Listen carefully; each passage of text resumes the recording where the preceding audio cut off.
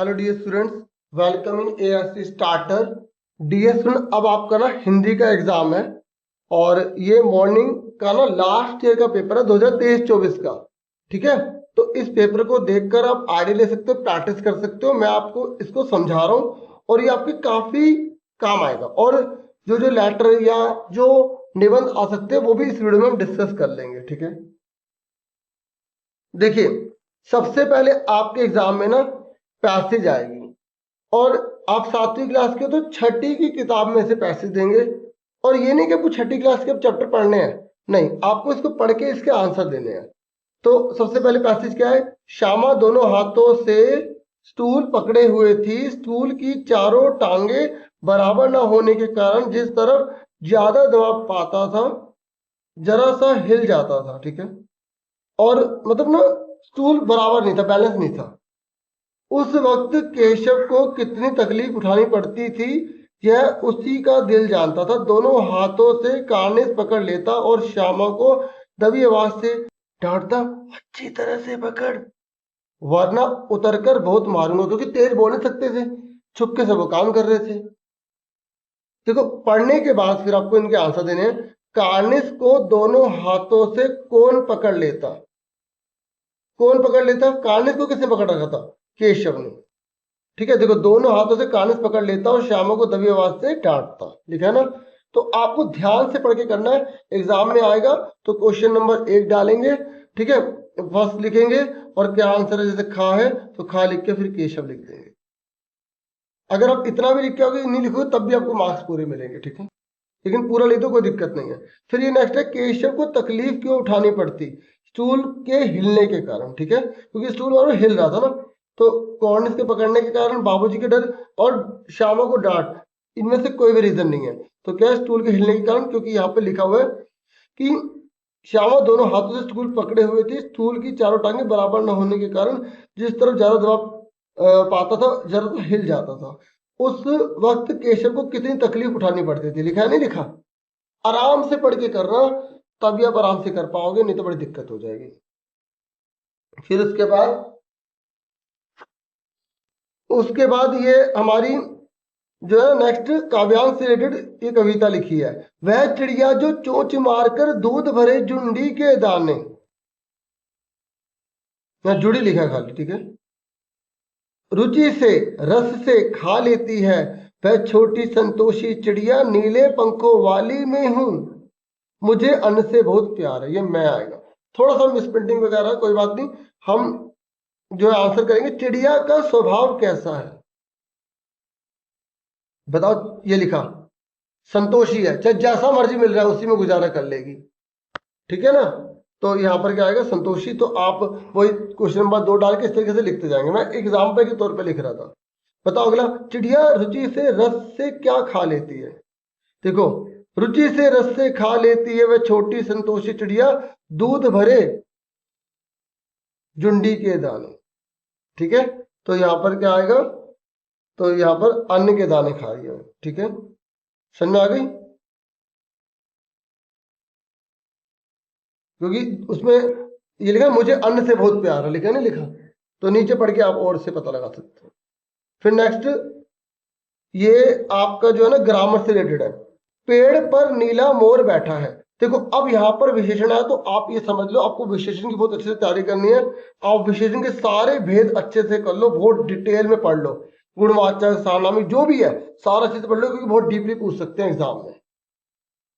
तो यहाँ बोल रहा है वाक्य में विशेषण छाटो, तो वो पेड़ पर नीला आ गया ना, नीला, तो ये विशेषण है, तो नीला आंसर पे हम टिक कर देंगे। फिर नेक्स्ट है, क्या तुम विद्यालय गए थे? तो वाक्य के अंत में उचित विराम चिन्ह आपको लगाना है। तो देखो यहाँ पे क्वेश्चन मार्क लगेगा तो प्रश्न चिन्ह आ जाएगा।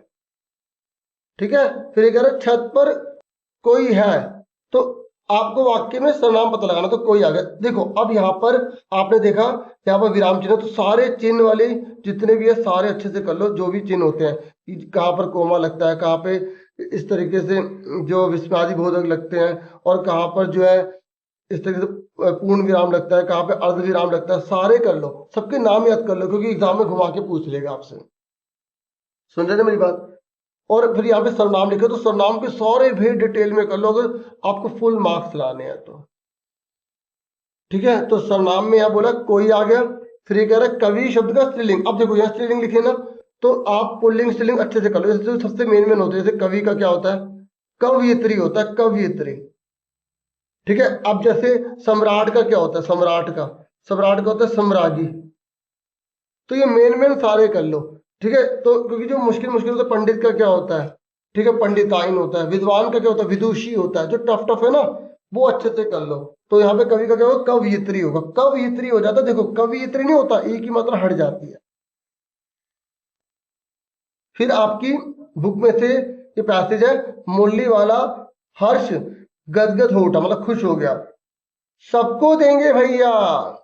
ठीक है, क्या बोला, सबको देंगे भैया, लेकिन जरा रुको, ठहरो, एक एक को देने दो, अभी इतनी जल्दी हम कहीं लौट थोड़े ही जाएंगे, बेचने तो आए ही हैं, और है भी इस समय मेरे पास एक दो नहीं, पूरी 57।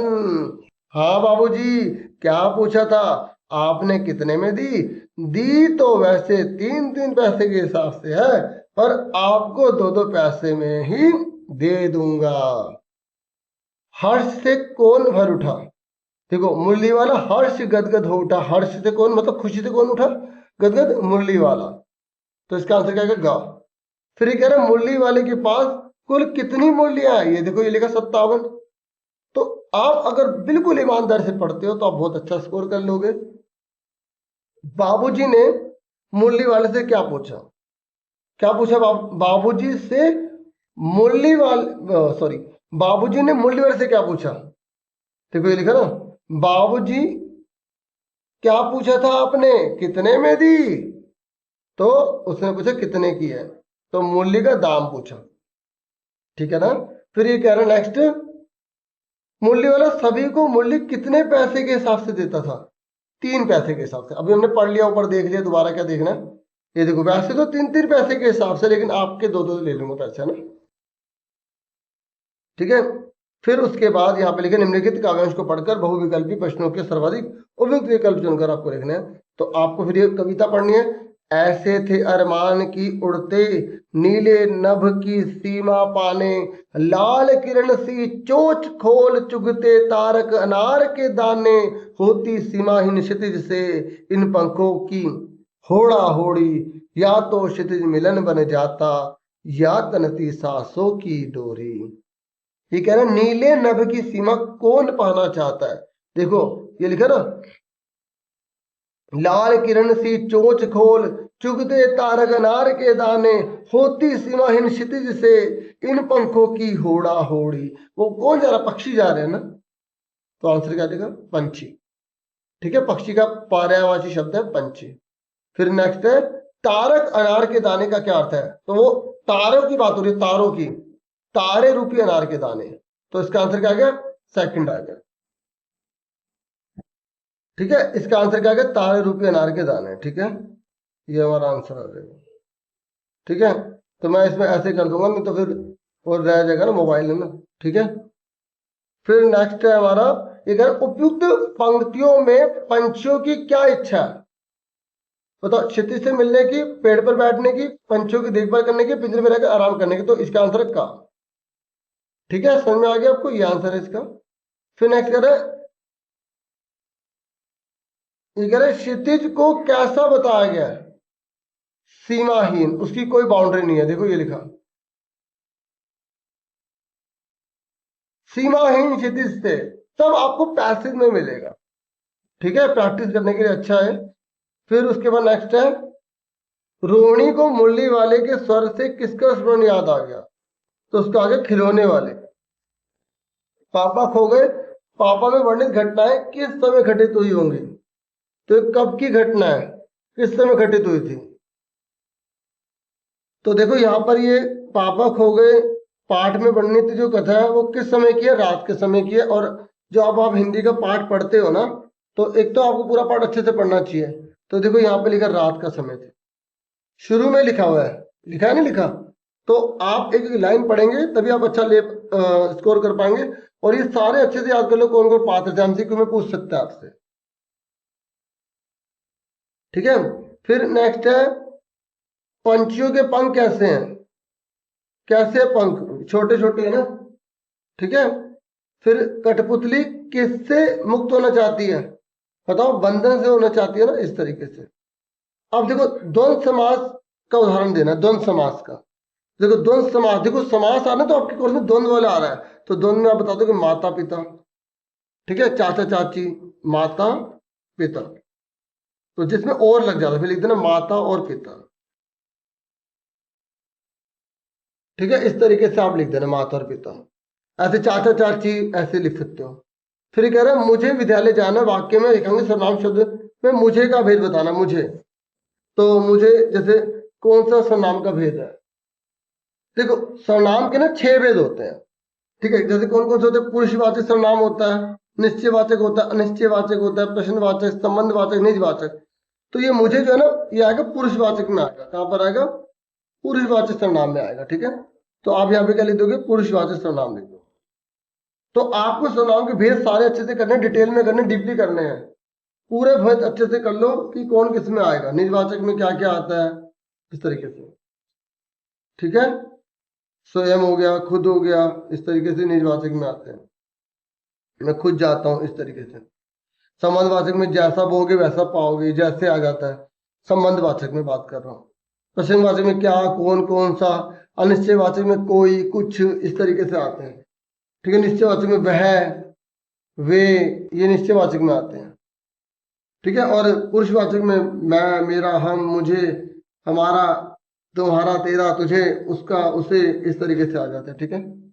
तो इसका आंसर क्या आ गया हमारा, मुझे का पुरुषवाचक। फिर ये कह रहा है सोन शब्द से एक नया शब्द बनाइए, जैसे इन्होंने सोन से सोना बना दिया, तो सोना, सोन शब्द से एक नए शब्द का निर्माण किया, तो आप सुनार लिख दो, ठीक है। और सोनाक्षी लिख दो, ठीक है। या कोई और अगर आप वर्ड ढूंढना चाहते हैं, सोना, सोन, मतलब कोई भी आप एक लिखना है, मैंने जो बताया वही लिख सकते हो, नहीं तो और कोई शब्द आएगा तो उसका लिखना पड़ेगा। मिठाई का बहुवचन बनाना, तो आपको सारे वचन बदलो कर लेने हैं, मिठाई का क्या होगा, मिठाइयाँ हो जाएगा, ठीक है, मिठाइयाँ, इस तरीके से मिठाइयाँ लिख देंगे, ठीक है ना। तो आप अच्छे से कीजिएगा। फिर उसके बाद अब ये बुक के क्वेश्चन है, अभी आपको खुद ढूंढ के करना है, एक नंबर के, एक एक वर्ड में आपको आंसर देने हैं, ठीक है। ये प्रश्न उत्तर आप देख सकते हैं, ठीक है। ये कौन कौन से प्रश्न उत्तर आए, इनकी प्रैक्टिस अच्छे से कर लो, चैप्टर को डिटेल में डीपली पढ़ो और सारे आंसर बना बना के लिख दो, अच्छे से लिख दो, ठीक है। ये सारे क्वेश्चन आंसर आपको करने हैं, ठीक है, ओके। उसके बाद आपको जो है ना, यहाँ पर लिखा हुआ है एक विषय पर आपको क्या लिखना है, निषेध लिखना है। जैसे आपके एग्जाम में यहाँ पे लिखा है मेरा प्रिय मित्र या सहेली, कुछ भी आप लिख सकते हो, वृक्षारोपण, विद्यालय में खेल का महत्व, ठीक है। ऐसे ही आपके एग्जाम में मेरा प्रिय त्योहार आ सकता है, वर्षा ऋतु के बारे में आ सकता है, और विद्यार्थी में शिक्षा का महत्व, समय का महत्व आ सकता है। तो आप बना बना के उसके बारे में लिख देना, कुछ भी है छोड़ के मत आना, उसके बारे में जो नॉलेज है लिख के आना।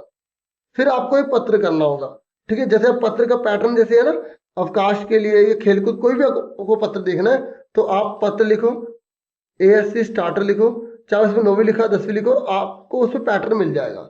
आप कोई भी वीडियो ढूंढना चाहते हैं ना, जो मैंने बना रखे, मैंने कम ही बना रखी वीडियो, बहुत सारी काम करना भी बाकी है, लेकिन आप पत्र की देखना चाहते हो तो आप पत्र लिख के, या PATR पत्र लिख के एएससी स्टार्टर लिख देना, आपको वीडियो मिल जाएगी। उसमें मैंने औपचारिक और अनौपचारिक दोनों पत्र बता रखे हैं, उन्हें आप अच्छे से कर लेना, ठीक है। तो देखो लास्ट में आपको दे रखा है अनुच्छेद आएगा या पत्र आएगा, ये वाले पत्र भी अच्छे से कर लेना। और पत्र एक कर लेना स्वास्थ्य अधिकारी को पत्र, ठीक है, या थाना अध्यक्ष को आप लिख देना कि आपकी साइकिल वगैरह चोरी हो गई है, और एक लिख देना, याद कर लेना, परीक्षा का महत्व बताते हुए भाई को पत्र, ठीक है, कि भाई पढ़ाई में बहुत ज्यादा ध्यान देने की जरूरत है, ठीक है। जैसे यहाँ पे खेलकूद का लिखा है, ऐसे परीक्षा का आ सकता है एग्जाम में, ठीक है। तो जैसे अगर आप पैटर्न फॉलो करेंगे ना, जैसे यहाँ पर अवकाश वाला आ गया या ये आ गया, कोई भी आ गया, जैसे मान लो पहले ऊपर वाला बताता हूँ, अवकाश वाला आ गया तो आप लिखना पहले परीक्षा भवन, फिर दिल्ली, फिर लिख देना दिनांक, दिनांक क्या है, जैसे 28 सितंबर जो भी मैं एग्जाम्पल के तौर पे लिख रहा हूँ 2024। फिर उसके बाद अब जैसे ये पत्र है तो फिर लिखेंगे प्रधानाचार्य जी, प्रधानाचार्य जी। फिर स्कूल का नाम राजकीय माध्यमिक बाल विद्यालय। फिर उसके बाद गीता कॉलोनी जहां पर भी आपका है।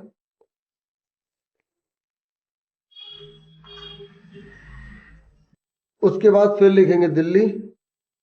फिर लिखेंगे यहाँ पर विषय, क्या लिखेंगे, विषय। ठीक है, तो आप ये विषय वगैरह लिख के, विषय किसके ऊपर है, अवकाश प्राप्त करने हेतु पत्र। फिर लिखेंगे मान्यवर। फिर यहाँ पे सभी निवेदन यह है कि वगैरह वगैरह लिखते रहो। फिर लास्ट में लिखेंगे भवदीय।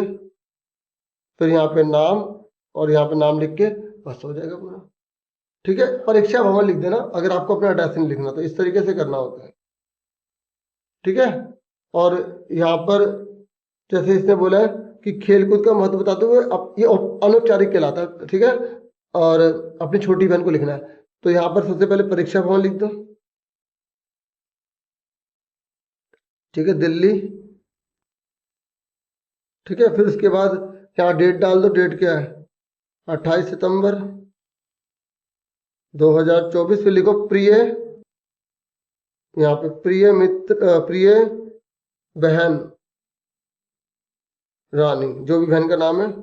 फिर उसके बाद लिखते रहो कि कल ही तुम्हारा कल ही मम्मी जी का पत्र प्राप्त हुआ, या कल ही तुम्हारे जैसे वो हॉस्टल में रह रही है मान लो, तो कल ही तुम्हारे अध्यापक जी का पत्र प्राप्त हुआ और उन्होंने ये बताया कि तुम सिर्फ पढ़ाई में ध्यान देते रहते हो, खेल कूद की गतिविधियों में भाग नहीं लेते हो, ये तुम्हारे भविष्य के लिए सही नहीं है। शरीर स्वस्थ रहता है अगर हम शरीर के द्वारा कई प्रकार की जो है खेल कूद से जुड़ी हुई क्रियाएं करते हैं। तो इस तरीके से बना के लिखते चले जाना। ठीक है, फिर तुम्हारा बड़ा भाई नाम लिख के खत्म। इस तरीके से बना के लिख देना, बाकी वो वीडियो देखोगे आपको बेनिफिट मिल जाएगा। इतना ही था इस वीडियो में। वीडियो को लाइक, चैनल को सब्सक्राइब करें। Thank you for watching and listening carefully. Take care all dear students and best of luck.